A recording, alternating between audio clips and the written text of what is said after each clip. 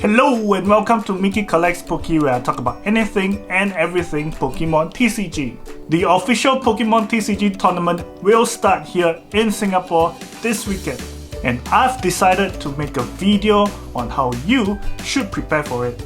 Now this will be the first official Pokemon TCG Tournament that I'm participating in, so a lot of these tips come from other players who have taken part in multiple tournaments. So a huge shout out to them. Tip number 1 is to re-sleeve your deck. The reason behind this is your existing sleeves might be damaged or scratched in one way or another, and you don't want to be penalized for marking your sleeves when that is not your intention.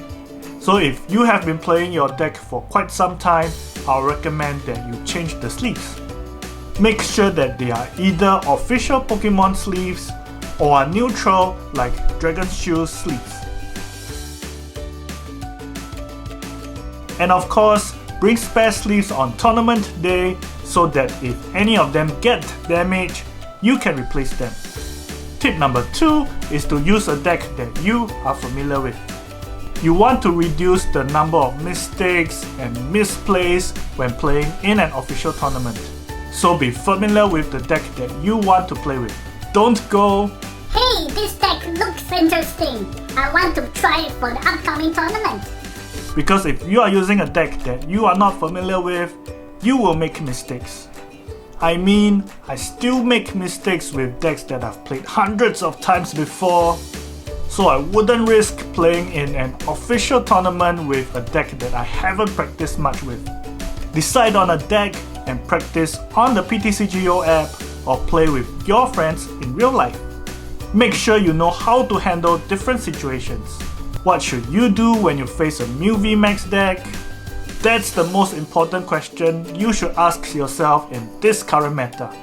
Because trust me, you will meet a Mew VMAX deck. So be familiar with how your deck works and what you should do in different scenarios. You won't cover all of them, of course, but the more you practice with your deck, the less mistakes you will make. And many times, the winner is the one who makes the least mistakes in a game. Tip number 3 is to practice real-life gameplay. Playing on the PTCGO app is very convenient and you can clock many games in a short time, but it can be quite different from real-life play. For one, the cards in your deck are not neatly arranged in real life, so you need to check your deck for what cards are priced very quickly. And secondly, you want to practice your shuffling so that your deck is sufficiently randomized. You don't want all your supporters to be stuck together, right? Find friends to play together or visit shops that have casual gameplay. Get into practicing real-life gameplay so that you won't get flustered when it comes to tournament play. Tip number 4 is to prepare your tournament bag beforehand. You will forget something, or at the very least, keep wondering to yourself if you forgot something. Rahul Reddy has a very good video on what to pack in your tournament bag, so do check out his channel on what he recommends to pack.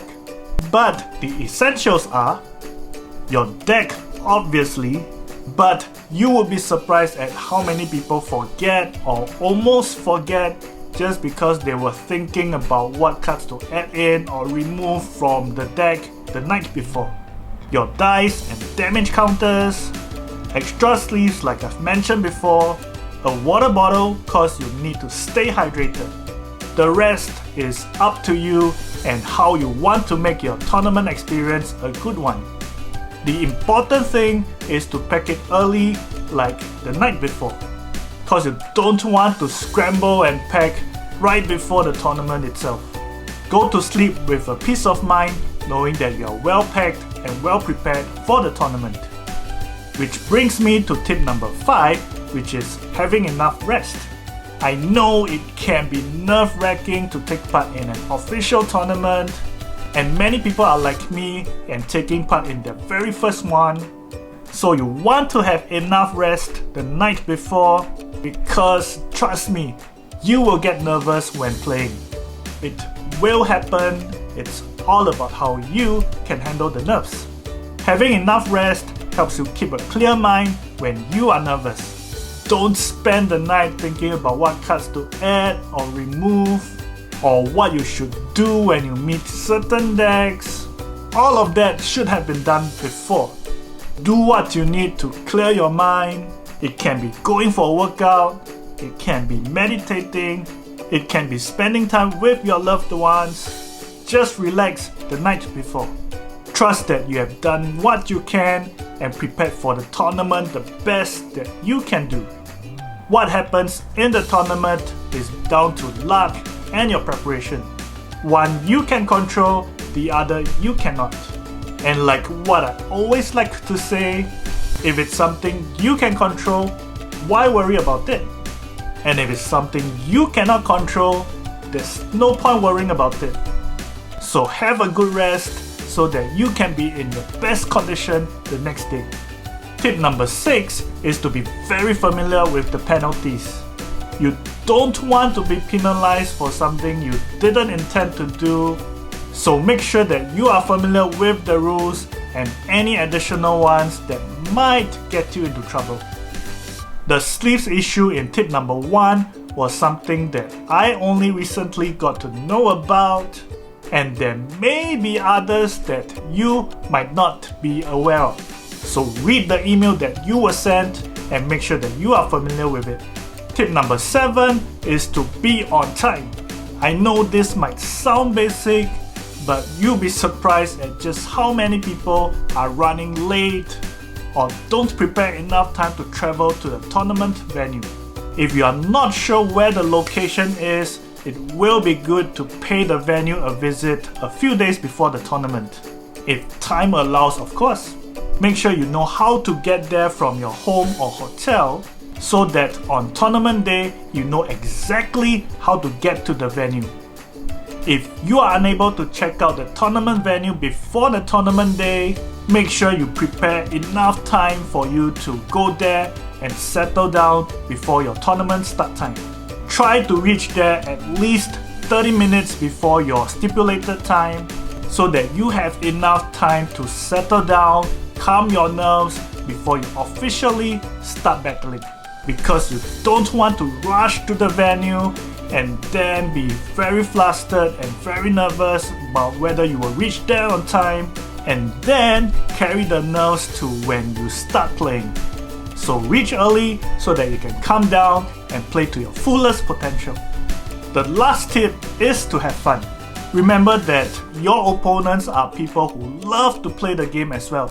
Make friends with them and arrange to play together when the tournament ends. Win or lose, you get to know someone with a common interest. Have a coffee with them, talk about your game, and exchange tips on how both of you could have done better. I mean, give your best in the game and go all out to win, but leave all the animosity inside the game and make friends outside of it. Alright, that's all the tips I have on how to prepare for an official Pokemon TCG tournament. Do let me know in the comments if you have any other tips to share. All the best in your upcoming tournament, and I'll see you in the next video.